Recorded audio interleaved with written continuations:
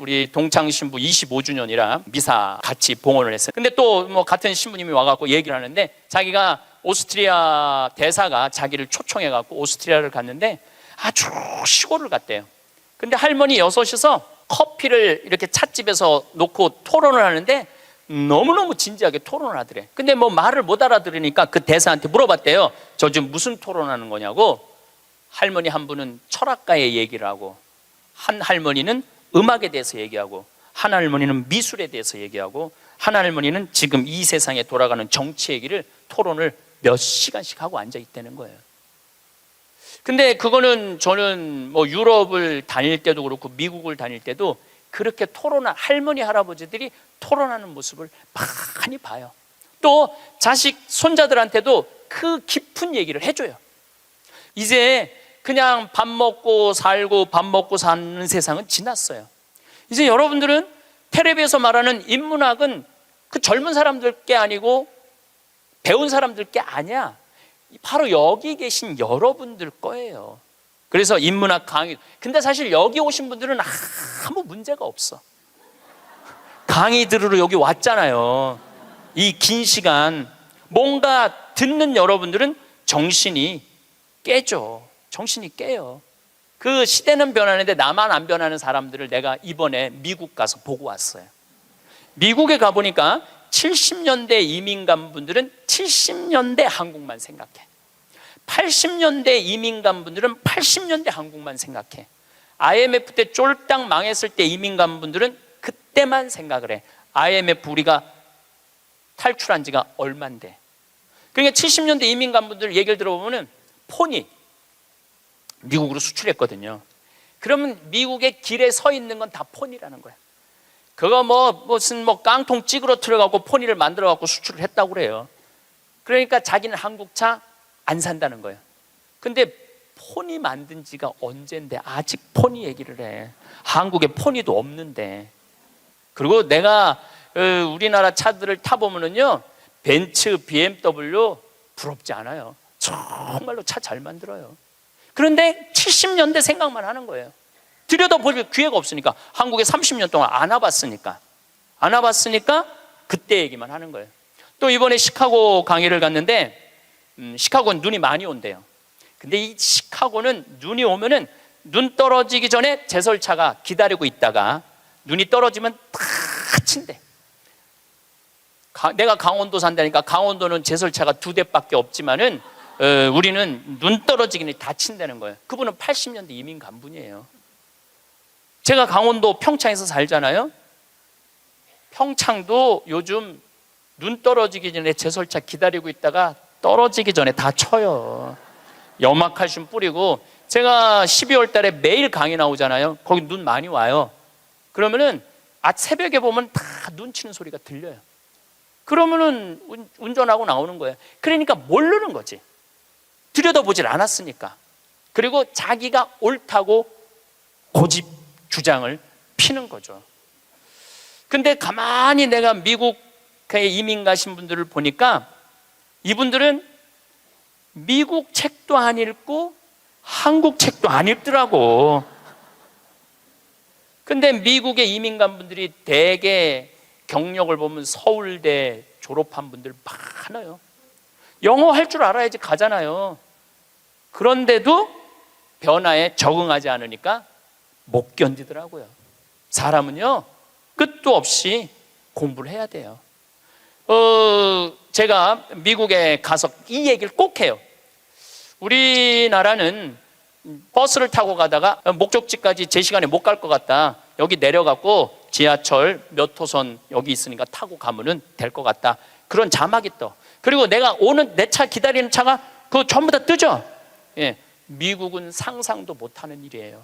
미국은 나라가 커갖고 그렇게 할 수가 없어. 우리나라처럼 이 IT 기술이 잘 돼 있는 나라는 세계에서도 없어요. 다니면 얼마나 답답한지 몰라요. 다른 나라 다녀보면은. 저는 지금 총 60개 나라를 다녔고 미국을 벌써 10번도 더 왔다 갔다 하고 전 세계를 돌아다녀 보잖아요. 전 세계를 돌아다녀 보면 한국처럼 시스템이 잘 돼 있는 데가 없어요. 한국처럼. 요즘 이제 동계올림픽 한다고 영동고속도로 고속도로를 다시 깔았거든요. 제가 오늘도 이렇게 나오면서 이거는 고속도로가 아니야, 비단길이야. 얼마나 곱게 깔아놨는지 비단길이에요. 이런 도로를 가진 나라가 그렇게 많지 않아요. 미국도 도로 기가 막히게 잘 깔아요. 걔네들은 정말 상상도 못할 만큼 잘 깔아요, 미국 사람들. 그래도 이 영동고속도로만큼 비단길은 없더라고요. 우리나라가 돈도 많고 참 좋은 나라예요. 한 세대 만에 원조 받는 나라에서 원조 해주는 나라로 바뀌었어요. 이거는 전 세계에서 대한민국밖에 없어요. 지금 코트라 활동 대단해요. 또 제가 뭐 영남대학 무슨 많은 대학을 이렇게 다녀보면은 서울대학도 마찬가지고 무슨 각 대학마다 제3국에 있는 나라 학생들을 데려다가 공부를 시켜요. 그리고 석박사 과정, 그리고 공부만 시키는 게 아니야, 활동비, 생활비, 뭐 전세비 다 줘요. 그래갖고 여기서 공부하고 거기 가면은 집도 한 채 한대요. 그러니까 우리나라가 그렇게 지금 많이 도와주고 있는 나라예요. 원조 받는 나라에서 원조 해주는 나라로 바뀐 대단한 나라예요. 그리고 개발도상국 동남아시아 국가에서 가장 닮고 싶은 나라 1위는 어디냐면 대한민국이에요. 대한민국을 가장 닮고 싶어요. 그러니까 한국어를 그렇게 많이 배우는 거예요. 여기저기서 한국어를 많이 배우는 거예요. 아시아 국가 중에 민주주의도 1위예요. 미국이 민주주의 지수가 19위, 일본이 20위, 우리나라가 21위예요. 나는 내가 보기엔 미국보다 대한민국이 더 민주주의가 좋은 것 같아. 왜냐하면 경찰서에서 술 먹고 의자 내던지는 나라는 대한민국밖에 없어요. 공무원들도 마찬가지예요. 요즘 젊은 공무원들, 그 어려운 시험 봐서 통과한 공무원들은요, 오늘도 우리 이 직원이 무슨 우리 이제 생태마을 물건 허가 때문에 읍에 들어갔다 왔는데 그렇게 친절하게 설명을 해주고 도와주더라는 거예요. 근데 미국이나 뭐 유럽이나 가보면요, 공무원들이요 얼마나 고압적인데요. 기다리라고 그러면 일주일도 기다려야 되고 2주일도 기다려야 돼. 참 좋은 나라에서 살고 있는 거예요, 여러분들. 세계에서 최단 기간 IMF를 극복한 나라는 우리나라밖에 없어. 3년 8개월 만에. 이것도 금 모은 나라. 대단하지 않아요? 한글의 기적, 문맹률이 1.7%밖에 안 돼요. 98%가 글을 읽을 수 있는 나라예요. 정말로 내가 보는 대한민국은 위대하고 대단한 나라야. 그래서 대한민국을 뭐라고 부르느냐면 대단해서 대한민국이라고 그러는 거. 대단해서 대한민국이라고. 더 놀라운 건 1970년대에서부터 2010년까지 필리핀은 국민소득이 10배 증가했어요. 필리핀이 1970년서부터 2010년까지 40년 만에. 그러니까 1970년대는 필리핀이 우리보다 잘 살았다는 얘기죠. 근데 1970년세부터 2010년까지 필리핀은 10배 늘었는데 대한민국은 몇 배가 국민소득이 늘었느냐면 82배가 늘었어요. 82배. 상상을 초월할 만큼 우리가 돈도 많이 버는 나라예요. 근데 정말로 대한민국이 행복한 나라일까요? 우리 생태마을에 오늘도 이제 피정객들이 들어와 계신데 저녁에 프로그램이 제 강의 말고도 7시부터 8시까지는 별 이야기를 해요. 우주에 관련된. 우리가 이제 생태마을이잖아요. 우주에 관련된. 근데 너무너무 좋아해, 사람들이. 그 이야기를. 그 하는 선생님이 그 공부를 많이 하셨어요. 그래갖고 캐나다에서 오신 분들이 그 별 얘기를 듣고 우리 캐나다 토론토에도 와서 강의해달라고 그럴 정도로. 그래서 그 선생님이 신부님 덕분에 내가 캐나다 가서 강의하게 생겼다고. 그리고 8시부터는 이번에 7월 1일 날 주교님께서 우리 생태마을에 많은 피정객들이 오니까 시카고 대학에서 상담 심리 박사학위를 딴 신부님을 보내주셨어요. 이 신부님은 8시부터 9시까지 무슨 프로그램을 하느냐면 별별 이야기를 해요. 별별 이야기를 다 해보자 이거야. 별별 이야기를. 그래서 이제 뭐 마음이 답답한 분들이 원두막에 모닥불 펴놓고 이야기를, 원래는 1시간 하는데 대개 2시간에서 2시간 반 한대요. 근데 할머니 한 분이 별별 이야기를 하는데 이 할머니 하는 말이 그 신부님한테, 신부님, 나는 일생 남 피해 준 적도 없고 죄 진 적도 없고 신앙생활 열심히 했다는 거예요. 난 정말 부끄럽지 않게 살았는데 며느리가 어느 날 갑자기 자기를 보더니 야인 그러더래요. 내가 무슨 죄를 졌다고 며느리한테 그 소리를 들어야 되느냐고. 나는 억울해 죽겠다고 1시간 반을 하소연을 하더래요. 내가 그 얘기를 듣고 우리 상담 소장 신부님한테 그랬어요. 그 할머니가 정말로 모르는 게 하나 있다. 그 할머니가 정말로 잘못한 거는 오래 사는 게 잘못한 거다. 옛날에는 집안에 그 장수하는 어르신이 있으면 집안에 가문의 자랑이었어요. 근데 참 재미난 설문조사가 있었어요. 명문대학교야. 요 근처에 있는 명문대학교 학생들한테 물어봤어요. 10년 전에 부모님이 몇 살까지 살기를 원하느냐고. 근데 10년 전에 명문대학 학생들이 답을 했는데 65세, 부모님이 65세까지 살았으면 좋겠다는 거예요. 근데 또 5년 후에 또 조사를 해봤어. 똑같은 신입생들한테 부모님들이 몇 년 더 살았으면 좋겠느냐고. 그랬더니 5년 전에는 63세로 줄어들었어요. 부모님이 63세까지 살았으면 좋겠다는 거예요. 근데 얼마 전에 또 똑같은 설문조사를 신입생들한테 했더니 몇 살까지 살았으면 좋겠냐고 그랬더니 60살까지 살았으면 좋겠다는 거예요. 다시 말해서 여기 계신 여러분들은 다 해야 돼.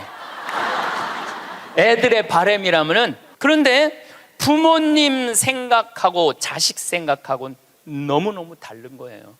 부모님은 손자도 보고 싶고 증손자도 보고 싶고, 그런데 자식들은 다 키웠고 할 일 다 했으니까 이거예요. 세상은 너무나 많이 변하고 있어요. 그런데 누가 세상의 변화를 못 읽느냐면 여기 계신 50대, 60대, 70대 되신 분들이 세상이 어떻게 돌아가는지 모르고 있는 거예요. 그게 큰 문제라는 거예요. 그걸, 세상이 돌아가는 걸 알면 대처를 할 텐데 세상 돌아가는 거에 대해서 알지를 못하니까, 그러니까 여러분들 며느리한테 소리 안 들으려면 어떻게 하면 좋아?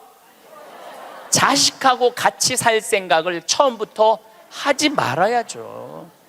왜 자식하고 같은 집에서 살아요? 그러니까 그런 마음으로 인생을 바라봐야 된다는 거예요. 그런데 아마 2040년에는 아마 제 생각에는 아이를 거의 낳지 않을 거예요. 2040년이 되면은 아이들을 안 낳아요. 왜 아이들을 안 낳느냐면 지금 대한민국의 애들 고통스러워요, 안 고통스러워요? 공부하느냐고 고통스럽죠? 경쟁하느냐고 고통스럽죠? 그러니까 애들을, 세계에서 가장 애를 안 놓는 나라에 이유가 있는 거예요. 애들이 고통스러우니까, 너무너무 고통을 겪으니까. 또 지금 애를 안 낳는 30대 40대들은 자기네들이 그렇게 고생을 했으니까, 내 자식이 이 세상에 태어나갖고 그 경쟁 속에 애를 키우고 싶지 않은 거예요. 그래서 애를 안 낳는 거예요. 2030년 40년. 그러니까 지금 여러분들은 자식이라도 낳고 자식한테 투자라도 하지만은 2030년 40년 되면 아예 자식을 안 낳을 거라는 얘기예요. 지금 대한민국은 저출산 때문에 이 민족이요, 애를 안 낳으면 민족이 사라지게 돼 있어요. 그러니까 이 대한민국의 존재 자체가 걸려 있는 거예요. 이게 정말 보통 심각한 문제가 아니에요. 그러니까 애를 많이 낳는 유일한 방법은 국가에서 대학까지 등록금을 대주는 거예요. 국가에서 대학까지. 아니 근데 이게 불가능한 얘기가 아니고 유럽은 대학까지 다 국가에서 등록금을 내줘요. 심지어는 박사학위까지 내주는 나라들도 있어요. 국가가 책임지면은, 여러분들 국가가 등록금 다 대주면은 여러분들은 훨씬 짐이 가볍죠. 그리고 노후 대책도 준비할 수 있고 국가가 다 대주니까. 또 애를 많이 낳게 하려면은 국가가 뭐도 해야 되느냐면은 할머니 할아버지들한테 연금도 다 보줘야 돼. 연금도 지금 20만 원 40만 원 주잖아요. 그거 80만 원 90만 원까지 올려야 돼. 80만 원, 90만 원까지 올릴 수 있어요. 여기 그러니까 내가 답답하다는 거예요. 그걸 어떻게 주느냐고. 우리나라 경제 규모에 있는 나라들은 다 80만 원, 90만 원 줘요. 지금 다른 나라들은 80만 원, 90만 원 다 줘요. 누구한테 돈 뺏어서? 기업하는 사람들한테, 돈 많은 사람들한테 뺏어서 국민들한테 주는 거예요. 그래야지 국가가 살아나는 거예요. 얼마 전에 하와이에서 우리 할머니들 25분이 평창으로 1박 2일 피정으로 왔어요. 피정하고 그 다음에 어디로 가? 제주도로 가서 전주로 갔다가 서울 가서 다시 하와이로 간대요. 그러면은 그 할머니들이 그렇게 비행기 값 내고 그렇게 뭐 일주일, 2주일 한국에 여행 오는 이유가 뭐냐면 하와이는 다른 미국보다 하와이하고 알래스카는 연금을 많이 줘요. 거의 90만 원, 100만 원, 뭐 110만 원까지 준다고 그러는 것 같아요. 하와이는. 근데 이 할머니들이 돈을 안 쓰고 가만히 있어갖고 통장에 3만 달러가 넘잖아요. 그러면 다음에 연금을 줄여요. 이 할머니는 돈이 필요 없나 보다. 그래갖고 연금을 줄여. 그러니까 이 할머니들은 돈이 나오면 그거 모아갖고 다 써야 돼. 근데 미국에 간 우리나라 하와이 할머니들도 이제 똑똑해갖고 그런 할머니들도 있지만 자식들한테 돈 안 줘요.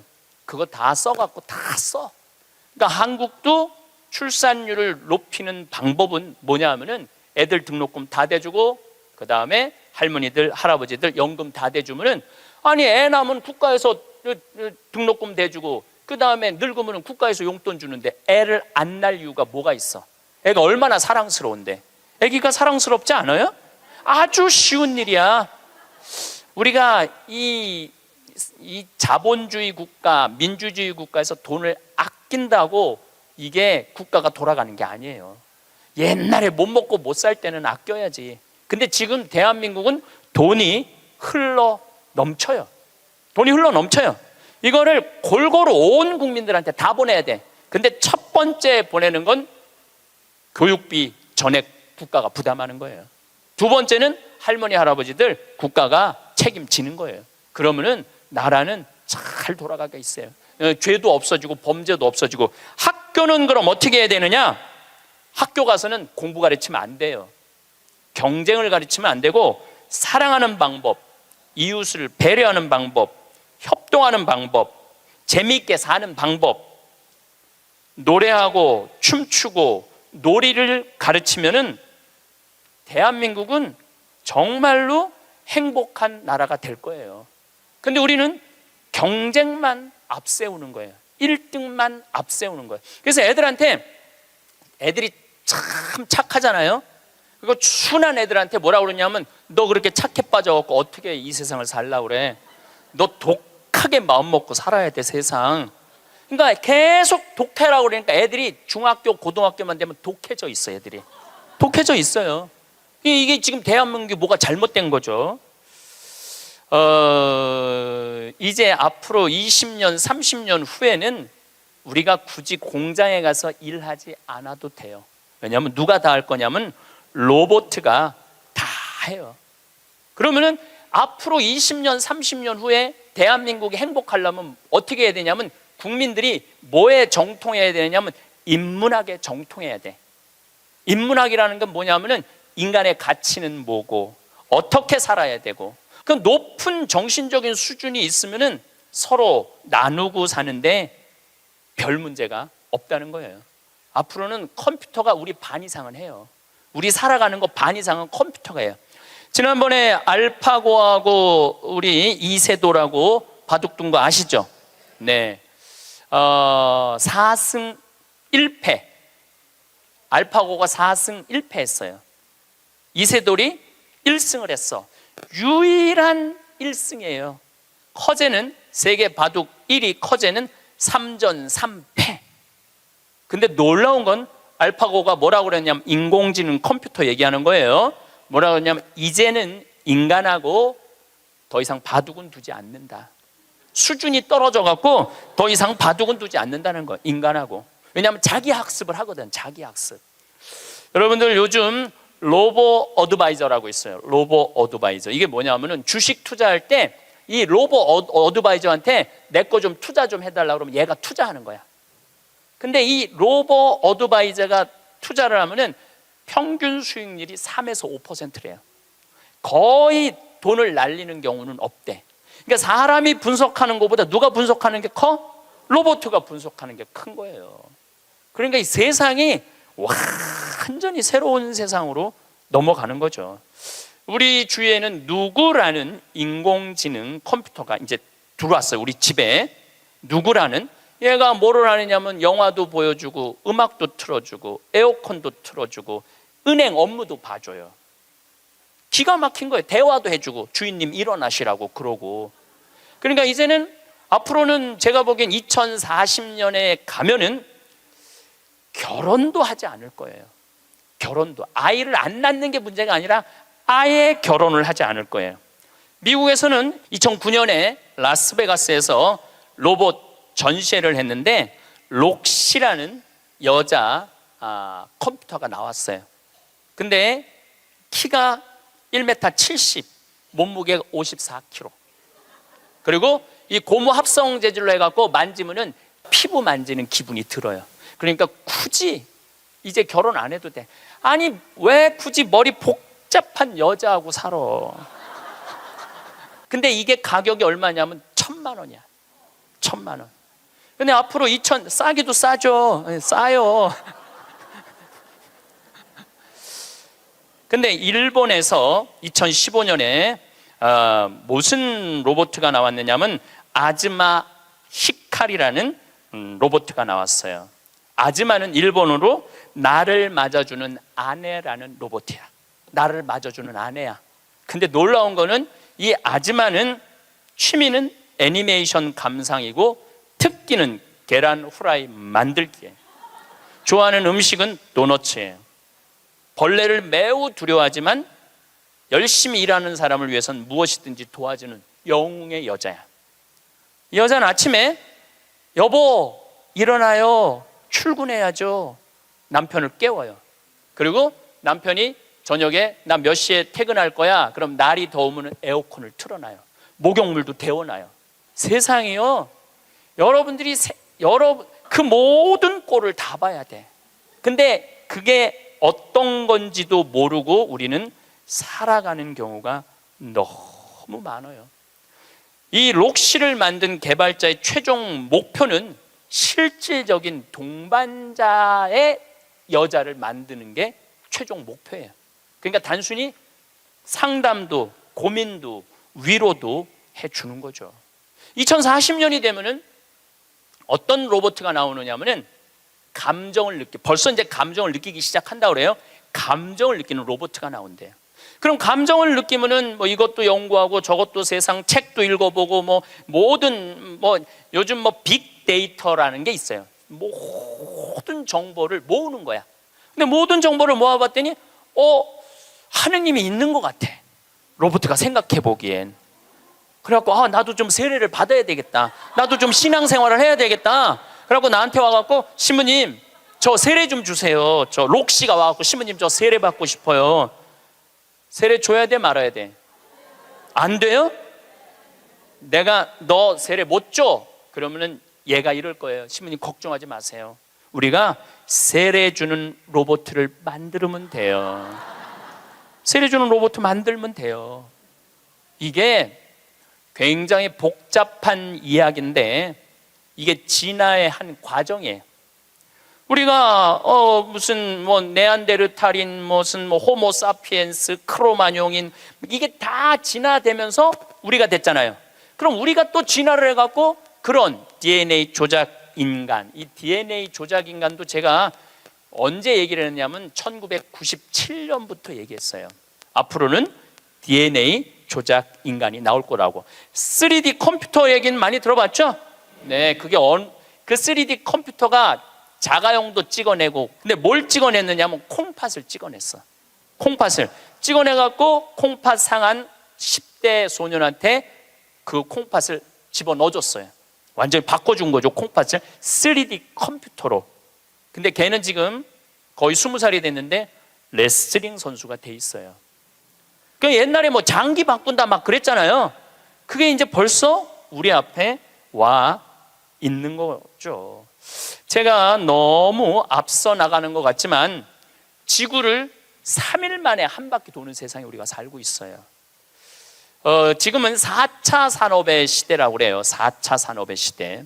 1차 산업은 뭐냐면은 증기기관, 와트가 실린더 증기 막 보일러 막 끓여갖고 증기가 해갖고 실린더 피스톤 왔다 갔다 해갖고 증기기관. 그래서 증기기관 배, 증기기관 기차 뭐 이런 거 생긴 게 1차 산업이에요. 2차 산업은 에디슨이 전기를 발명했어요. 전기. 그래갖고 지금 이게 다 전기의 혜택 아니에요. 지금 우리가 전기 없으면은 한순간도 못 살 거예요. 여러분들 냉장고, 밥하는 거, 뭐 뭐든지 세탁기 다 뭘로 돌려? 전기로 돌려요. 그런데 1980년대부터 본격적으로 이제는 누구의 시대가 왔느냐면 컴퓨터 시대가 왔어요. 거기에 혁신적인 사람이 벌써 죽었지만 스티브 잡스라는 사람이에요. 이제는 컴퓨터가 이제 끝나갖고 인공지능이 와갖고 이제는 4차 산업의 시대로 접어들고 있어요. 4차 산업. 4차 산업의 시대는 우리 인간하고 DNA 조작 인간하고 그 다음에 인공지능 인간하고 공유하는 세상이 온다는 거예요. 공유하는 세상이, 완전히 새로운 세상이 펼쳐지죠. 제가 지난 7월 22일 날 아프리카 잠비아에 선교 봉사를 떠났습니다. 한국에서 인천공항에서 홍콩 들르고 홍콩에서 남아프리카 공화국 요한네스버그 공항에 가서 또 거기서 비행기를 갈아타고 잠비아까지 가는데 26시간이 걸렸어요. 26시간. 많은 분들은 이야 그러는데, 내가 만약에 1000년 전에 한국에서 잠비아를 갔다면은 1년이 걸려도 못 가요. 1년이 걸려도. 그런데 그런 아프리카 잠비아를 저는 벌써 8번을 갔다 왔어요. 그러니까 8번을 갔다 왔다는 얘기는 지난 1000년 전 사람들은 상상도 못할 만큼 빠르게 산다는 거죠. 교통적인 면에서. 그리고 보름 동안 잠비아 신학교 수녀원 짓는 거 일을 하고, 그 다음이 미국 강의가 있었어요. 또 다시 잠비아에서 비행기를 타고 요한네스버그 공항에 와서 15시간 비행기를 타고 뉴욕으로 갔어요. 또 뉴욕에서 최종 목적지 LA까지 6시간 비행기를 타고 갔어요. 그것 또한 26시간이 걸렸어요. 26시간이 걸렸는데 벌써 이제 지구를 한국에서 출발해갖고 거의 3분의 2바퀴를 도는 거잖아요. 그래서 미국에서 LA, 시카고, 텍사스, 덴버, 멤피스, 최종은 다시 동부 아틀란타에 가서 강의를 하고 다시 13시간을 타고 한국으로 돌아왔어요. 지구를 한 바퀴 딱 도는데 걸리는 시간은 3일이에요. 3일. 지구를 한 바퀴 도는데 걸린 시간이 3일이에요. 1000년 전에는 지구가 그렇게 동그란지도 몰랐어요. 1000년 전에는. 돈다는 건 상상도 못했고, 아마 배 타고 많이 돌았겠죠. 배 타고 돌았으면은 아마 거의 죽었을 거예요. 그런데 이렇게 제가 지구를 한 바퀴씩 매번 도는 게 벌써 한 5번 정도 이렇게 돌았어요. 그러니까 옛날 사람들에 비하면은 나는 엄청나게 빠른 속도로 살고 있는 거죠. 여러분들 서울에서부터 부산까지 KTX로 얼마가 걸려요? 2시간 반 걸려요. 앞으로 조금 무슨 기차가 나오면 30분 걸린대요. 30분. 부산에서부터 옛날에 한양까지 오는데 걸린 시간은 한 달이었다고 그래. 한 달. 야, 옛날에 한 달 걸리는 걸 2시간 반 만에 가는 거예요. 그런데 뭐가 그렇게 조급해갖고 1초도 못 기다리고 빵빵거리고 속력 내고 그런 거 보면은 현대인들이 엄청난 혜택을 누리고 있으면서도 많은 걸 뺏기는 것 같아요. 저는 요즘 운전을 할 때 거의 과속을 하지 않아요. 요즘은 내비게이션으로 여기 딱 찍으면은 평창에서부터 삼성산까지 2시간 반 정도 걸려요.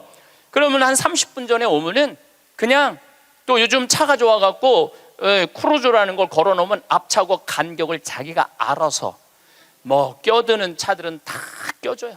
추월하겠다는 차는 다 추월하고. 근데 예전에는 나도 급하게 다닐 때는 운전이 스트레스가 많았어요. 근데 껴줄 거 다 껴주고 양보할 거 다 양보하고 그냥 앞차 따라오니까 운전이 그렇게 편안하더라고요. 여러분들도 너무 급하게 살지 마세요. 급하게 안 살아도 옛날 사람들보다는 제가 보기엔 1000배 빨리 살고 있는 거예요. 급할 게 하나도 없더라고요. 근데 교통보다 더 무서운 변화가 있어요. 교통보다 통신이에요. 통신. 1960년대는 여러분들 집에 무슨 전화기가 있었죠? 돌리는 다이얼 전화기가 있었죠? 네. 1970년대 후반 80년대 막 초에 들어서서는 뭐가 있냐면 누르는 전화기가 나왔어요. 그리고 80년대 중반에는 집안에서 무선 전화기가 있었어요. 그러니까 이 거실에 이 돌리는 전화기 있을 때는 거실에서 통화를 해야 되니까. 근데 이거는 뭐 화장실에 가서 들고 가서 해도 되고 그러니까 이 세상이 변하기 시작한 거죠. 1980년대 말은 드디어 우리가 알고 있는 휴대폰이 나왔어요. 휴대폰이 이제 집 밖에서도 전화를 할 수 있는 세상이 된 거죠. 그리고 우리나라에서는 각각 나라마다 다르는데 2009년에 본격적으로 스마트폰이 나왔어요. 이 스마트폰 안에는, 그래서 제가 오늘 특별히 휴대폰을 갖고 왔는데 이 안에는 모든 게 다 들어와 있어요. 이걸로 내 차 시동도 걸을 수 있고, 이걸로 텔레비도 볼 수 있고, 동영상도 볼 수 있고, 음악도 들을 수 있고, 인터넷도 할 수 있고, 유튜브도 볼 수 있고. 이게 못하는 게 없어요. 정말 못하는 게, 요 조그만 거 안에 못하는 게 없어요. 1960년대 컴퓨터가 처음 나왔을 때 컴퓨터 궤적 계산하느냐고 컴퓨터를 썼어요. 그 컴퓨터 크기는 30톤이었어요. 30톤. 그러니까 이 앞에 앉아 계신 여러분들 그런데 그거보다도 이게 성능이 더 좋아요. 훨씬 더 좋은 세상에 살고 있어요. 할머니들이, 내가 명동에, 지난주에도 명동에 모임이 있어서 갔었는데 이렇게 걷다 보면 할머니들이 날 만나면 너무너무 반가워해요. 아이고, 신부님 여기서 만나다니, 명동 길에서. 그럼 할머니 4분이 이렇게 만나면은 사진 찍자고, 휴대폰이 있으니까 사진 찍자고. 근데 또 찍을 줄을 모르니까 그 중에 제일 젊어 보이는 할머니한테 네가 찍으라고, 네가 제일 젊으니까. 이건 젊을수록 유리하잖아요, 휴대폰은. 근데 이 할머니가 이런 말 합니다. 나도 잘 몰라. 그래도 네가 찍어, 신부님이랑. 이런 기회가 어딨어. 그래갖고 이제 할머니 3분하고 나하고 이렇게 웃으면서 내가 이렇게 사진을 딱 찍으려고 웃으면은 할머니가 딱 사진을 찍으면서 하는 소리가 있어요. 신부님, 그런데 왜 내가 나와? 왜 내가 나와? 네가 나오는지 내가 나오는지도 몰라.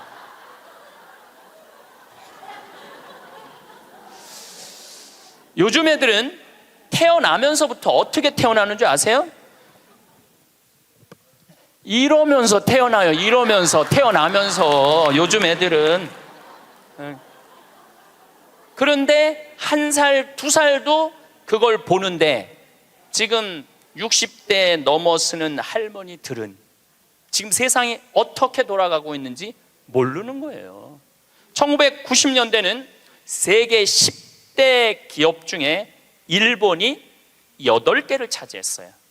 근데 2010년에는 세계 10대 기업 중에 일본은 하나도 없어요. 하나도. 지금은 구글, 애플, 페이스북, 아마존. 근데 여기 계신 분들 중에 구글이라는 거가 있는데 그게 뭐 다 알지를 못해. 근데 구글하고 페이스북, 아마존은 텔레비전에 선전을 안 해요. 그리고 구글은 물건을 팔지 않아요. 인터넷으로만 파는데 이 기업의 가치는 700조예요. 700조. 그래갖고 이 요즘 오로지 이 휴대폰 컴퓨터가 시장이 얼마냐면 4,300조예요. 4,300조. 상상도 못할 만큼 크죠. 제가 산호세에 있는 구글 본사에를 갔었어요. 정말로 기가 막히더라고요. 왜냐하면 모든 복도에 먹을 걸 다 놔둬요. 직원들을 위해서. 그리고 거기서 자기가 중간에 뭐 일하다가 수영하고 싶으면 요만한데 물 이렇게 내려와갖고 수영도 하고 모든 식당의 밥을 다 먹을 수 있어. 근데 걔네들은 물건을 팔지 않아요. 그런데도 어마어마한 돈을 벌어요. 그게 뭐 때문이냐면 컴퓨터, 휴대폰 때문에 그래요. 세상은 너무나 많이 변하고 있죠. 제가 논문을 쓸 때 타자기로 논문을 썼어요. 근데 딱 신부가 되니까 286 컴퓨터, 386 컴퓨터, 486 컴퓨터, 586 컴퓨터, 메가 컴퓨터, 기가 컴퓨터가 나왔어요. 그때는 막 이만한 건데 요즘은 요만한 컴퓨터로 나와요. 제가 왜 이런 말씀을 드리느냐 하면 50살 이상부터는 컴퓨터에 대해서 깜깜해요. 휴대폰에 대해서 깜깜해요. 세상은 컴퓨터, 휴대폰 세상으로 살아가고 있는데 여기 계신 분들은 깜깜이로 살아가는 거야. 깜깜이로 살아가는 거예요. 그런데 문제는 뭐 그런 거 있어도 무슨 문제야. 그냥 살면 되지. 그런데 깜깜한 상태로서 몇 년을 살아야 되느냐 하면은 50년을 더 살아야 돼요. 깜깜한 상태에서 50년을. 우리는 가끔 이유도 모른 채 마음이 허전해지는 날을 경험합니다. 분명 먹을 것도 있고 지낼 곳도 있고 곁에 사람도 있는데 어딘가 모르게 채워지지 않는 느낌이 드는 것입니다. 그 감정은 딱히 슬픔도 아니고 딱히 괴로움도 아닌데 그냥 막연하게 부족한 느낌입니다. 더 있었으면, 더 잘 됐으면, 더 나아졌으면 하는 마음이 조용히 가슴 한켠에 자리하고 있습니다. 그 마음이 때로는 사람을 조급하게 만들고 때로는 지금 이 순간을 그냥 지나쳐 버리게 만들기도 합니다. 그리고 하루가 끝날 무렵 오늘도 뭔가 부족했다는 감각만 남은 채 잠자리에 드는 날이 있습니다. 그 부족함의 정체가 무엇인지 선명하게 알 수는 없지만 그것이 삶을 은근하게 무겁게 만든다는 것은 느껴집니다. 그런데 가만히 들여다보면 그 허전함이 반드시 무언가가 없어서 생기는 건 아닌 것 같습니다. 손에 쥔 것이 늘어도 허전함이 사라지지 않는 경우가 많고 오히려 더 많이 가질수록 더 많이 갖고 싶어지는 경험을 우리는 이미 알고 있습니다. 원하던 것을 손에 넣고 나면 잠깐 기쁘지만 얼마 지나지 않아 또 다른 무언가가 부족하게 느껴집니다. 그렇게 반복됩니다. 그렇다면 문제는 가진 것의 양이 아니라 바라보는 방향의 문제일 수 있습니다. 지금 손 안에 있는 것이 아니라 아직 손에 없는 것을 향해 시선이 향해 있는 한 충분함이라는 감각은 언제까지나 저 멀리 있을 수밖에 없습니다. 충분함은 무언가를 더 얻었을 때 찾아오는 것이 아니라 지금 있는 것을 제대로 바라볼 때 비로소 느껴지는 것입니다. 삶은 어느 날 완성되지 않습니다. 우리는 막연하게 어느 시점이 되면 모든 것이 안정되고 마음도 편안해지고 더 이상 불안하지 않을 것이라는 기대를 품고 살아갑니다. 어느 정도 자리를 잡으면, 어느 정도 나이가 들면, 어느 정도 이루고 나면 그때는 좀 편안해질 것이라고 생각합니다. 하지만 삶은 그런 방식으로 움직이지 않습니다. 한 가지가 해결되면 또 다른 무언가가 생겨나고 하나를 이루면 다음 것이 보이기 시작합니다. 삶은 완성을 향해 가는 것이 아니라 끊임없이 열려있는 과정 그 자체입니다. 끝이 정해진 이야기가 아니라 계속해서 써내려가는 이야기입니다. 그러니 지금 느끼는 불안이나 미완의 감각은 무언가 잘못된 것이 아니라 살아있다는 증거이기도 합니다. 변화하고 있다는 신호이기도 합니다. 그 불완전함 속에서도 삶은 충분히 아름다울 수 있습니다. 그 변화 속에서 사람을 단단하게 만드는 것이 있다면 그것은 배움에 대한 태도일 것입니다. 배움이라고 하면 흔히 무언가를 익히고 기억하고 습득하는 것을 떠올리지만 진짜 배움은 그런 것과는 조금 다릅니다. 배움의 본질은 지식이 아니라 태도입니다. 내가 모를 수 있다는 것을 인정하는 자세, 내가 틀릴 수 있다는 것을 받아들이는 힘, 익숙하게 여겨온 것을 한 번쯤 내려놓을 수 있는 용기. 이것이 배움의 진짜 모습입니다. 그 태도가 있는 사람은 나이와 상관없이 계속 자라납니다. 반대로 그 태도가 없으면 아무리 많은 것을 알고 있어도 성장은 그 자리에 멈추게 됩니다. 배움을 멈추는 순간 어떤 변화가 생기는지 우리는 어렴풋이 알고 있습니다. 생각이 단단하게 굳어지기 시작합니다. 새로운 방식이 등장해도 그것이 낯설게 느껴지고 내가 해왔던 방식이 맞다는 확신이 더욱 강해집니다. 타인의 말이 잘 들리지 않게 되고 다른 시각이 틀린 것처럼 보이기 시작합니다. 그렇게 되면 사람과의 거리가 조금씩 멀어집니다. 상대가 멀어지는 것이 아니라 내 안의 문이 조금씩 닫혀가는 것입니다. 그리고 어느 순간 새로운 것을 받아들이기보다 거부하는 쪽이 더 자연스러워집니다. 결국 그것은 스스로를 좁히는 결과로 이어집니다. 생각이 좁아지고 관계가 좁아지고 세상이 좁아집니다. 경험이 쌓이면 확신도 함께 깊어집니다. 많은 것을 겪어본 사람일수록 자신이 옳다는 느낌이 강해지기 쉽습니다. 그 확신은 어떤 면에서 값진 것입니다. 살아오면서 몸으로 익힌 것들, 시행착오를 통해 알게 된 것들, 그것들이 쌓여 만들어진 확신이기 때문입니다. 하지만 때로 그 확신이 새로운 것을 받아들이는 문을 조용히 닫아버리기도 합니다. 내 방식이 맞다는 생각이 강해질수록 다른 방식은 틀린 것처럼 보이기 시작합니다. 그리고 그 틀린 것처럼 보이는 방식을 가진 사람이 어느 순간 틀린 사람처럼 느껴지기도 합니다. 그것은 관계를 어렵게 만들고 삶을 딱딱하게 만듭니다. 끝까지 성장하는 사람들에게는 공통점이 있습니다. 그들은 단정 짓지 않습니다. 무언가를 보거나 들었을 때 곧바로 판단을 내리기보다 조금 더 이해하려고 합니다. 그리고 늘 어딘가에 질문을 남겨둡니다. 다 알고 있다고 생각하지 않고 아직 모르는 부분이 있을 수 있다는 여지를 스스로 허용합니다. 그 열린 자세가 사람을 부드럽게 만들고 관계를 따뜻하게 만들고 삶을 더 넓게 만듭니다. 맞고 틀림을 가리는 것보다 열려 있는 것이 더 중요할 때가 있습니다. 그리고 그 열림은 강한 사람이 약해지는 것이 아니라 단단한 사람이 더 유연해지는 것입니다. 유연함은 흔들리는 것이 아니라 더 많은 것을 품을 수 있게 되는 것입니다. 우리는 어느 순간부터 효율을 중요하게 여기기 시작했습니다. 더 빠르게, 더 많이, 더 잘하는 것이 좋은 삶의 기준처럼 여겨지는 시대를 살아왔습니다. 그 기준 안에서 열심히 살아온 것도 사실입니다. 아침 일찍 일어나 부지런히 움직이고 무언가를 이루기 위해 쉬지 않고 달려온 시간들이 있습니다. 그 시간들은 분명 의미 있는 것이었습니다. 하지만 그 속도 속에서 조용히 뒤로 밀려난 것들이 있습니다. 누군가의 말을 끝까지 들어주는 것, 서두르지 않고 곁에 있어 주는 것, 결과보다 과정을 함께 나누는 것. 이런 것들은 빠른 속도 안에서는 살아남기가 어렵습니다. 속도가 빠를수록 이런 것들은 자꾸만 사치처럼 느껴지고 나중에 하면 될 것처럼 미뤄지고 결국 하지 못한 것이 되어버립니다. 그러나 사람이 사람답게 살아간다는 것은 바로 그런 것들 속에 있습니다. 공감하는 능력, 배려하는 마음, 기다려줄 수 있는 여유, 함께 있어 주는 존재감. 이것들은 어떤 성취로도 대체되지 않습니다.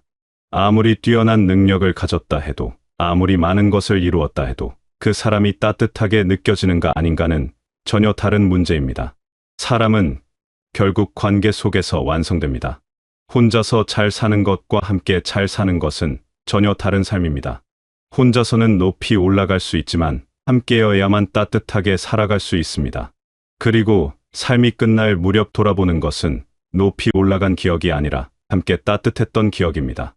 관계 안에서 드러나는 삶의 깊이는 말이나 행동보다 훨씬 조용한 것들 속에 있습니다. 굳이 말하지 않아도 느껴지는 온기, 설명하지 않아도 이해받는 감각, 그냥 곁에 있다는 것만으로도 위안이 되는 존재. 이런 것들이 삶을 풍요롭게 만듭니다. 그 풍요는 돈으로 살 수 있는 것도 아니고 노력으로 만들 수 있는 것도 아닙니다. 진심으로 사람과 사람 사이에 있을 때 자연스럽게 생겨나는 것입니다. 그리고 그 풍요는 오래 남습니다. 물건은 낡고 돈은 줄어들고 성취는 흐릿해지지만 사람과 사람 사이에 쌓인 진심은 쉽게 사라지지 않습니다. 그것이 관계의 힘입니다. 잘 산다는 것의 기준을 다시 생각해 볼 필요가 있습니다. 우리는 오랫동안 많이 가진 삶을 잘 사는 삶이라고 여겨왔습니다. 더 많이 소유하고 더 높이 올라가고 더 크게 이루는 것이 좋은 삶처럼 보였습니다. 그 기준은 사회 전체가 당연하게 여겨온 것이었기 때문에 누구도 그것에 의문을 품기가 쉽지 않았습니다. 그런데 그 기준대로 살아온 끝에서 사람들이 가장 많이 남기는 말은 이루어낸 것들에 대한 이야기가 아니라 함께했던 사람들에 대한 이야기입니다. 감동받았던 순간들, 따뜻하게 느꼈던 기억들, 무언가를 나누었던 시간들.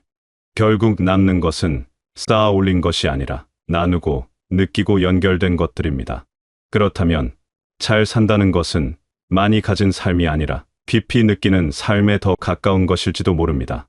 삶의 끝에서 중요해지는 것들이 따로 있습니다. 얼마나 많이 가졌는가가 아니라 얼마나 깊이 느꼈는가, 얼마나 높이 올라갔는가가 아니라 얼마나 진심으로 살았는가, 얼마나 많은 것을 남겼는가가 아니라 얼마나 따뜻하게 기억되는가. 그 기준으로 보면 지금 이 순간도 이미 충분히 의미 있는 삶일 수 있습니다.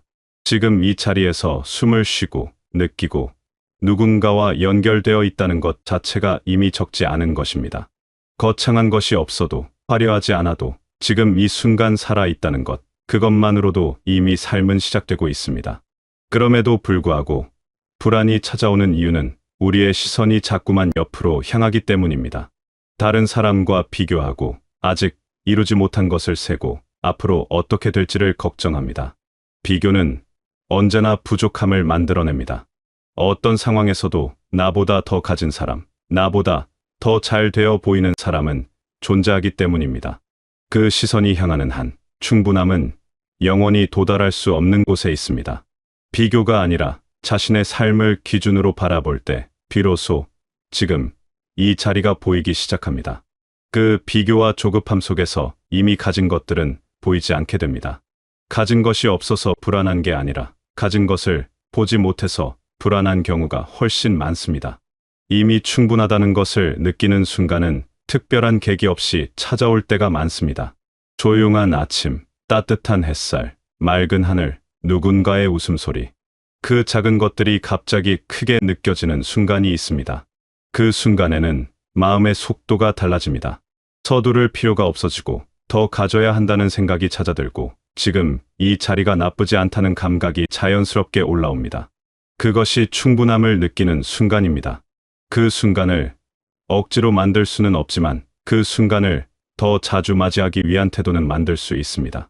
있는 것에 눈을 두고 지금 이 순간에 머무르려는 작은 노력이 그 태도를 만들어줍니다. 여유는 조건이 만들어주는 것이 아닙니다. 시간이 많아서, 돈이 넉넉해서, 걱정거리가 없어서 여유로운 것이 아닙니다. 같은 상황 속에서도 어떤 사람은 여유롭고 어떤 사람은 쫓기듯 삽니다. 그 차이는 외부 조건에 있지 않습니다. 바라보는 방식에 있습니다. 없는 것을 보는 눈과 있는 것을 보는 눈은 같은 하루를 전혀 다른 하루로 만듭니다. 여유는 상황이 만들어주는 것이 아니라 태도가 만들어주는 것입니다. 그리고 그 태도는 하루아침에 생기는 것이 아니지만 조금씩 연습하다 보면 어느새 삶 안에 조용히 자리를 잡게 됩니다. 그리고 그 태도는 거창한 것을 통해 만들어지지 않습니다. 작고 평범한 것들을 소중히 여기는 것에서 시작됩니다. 매일 반복되는 일상의 순간들, 특별하지 않아서 지나치기 쉬운 것들, 딱히 기억에 남지 않을 것 같지만 사실은 삶을 이루고 있는 것들. 그것들이 쌓여서 삶이 됩니다. 특별한 날만이 삶이 아니라 아무것도 아닌 것 같은 평범한 날들이 모여 삶이 됩니다.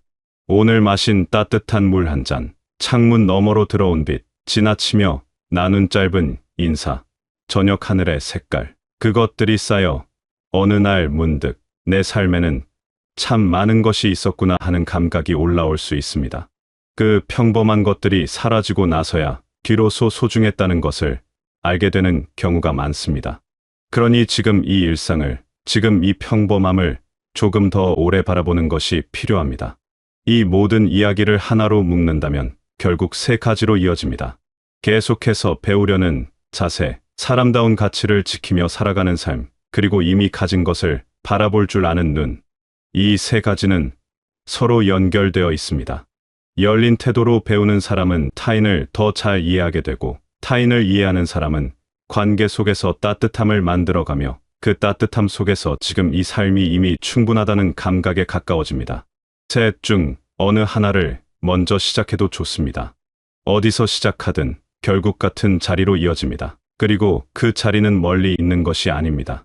지금 여기, 이 순간 안에 이미 있습니다. 배움을 이어가는 것은 거창한 결심이 필요한 일이 아닙니다.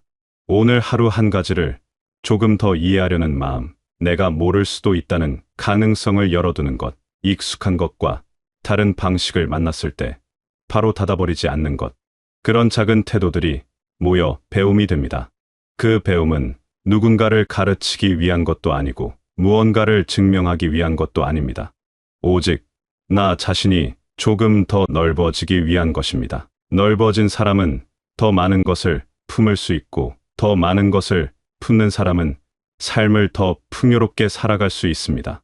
사람다운 가치를 지키는 것도 마찬가지입니다.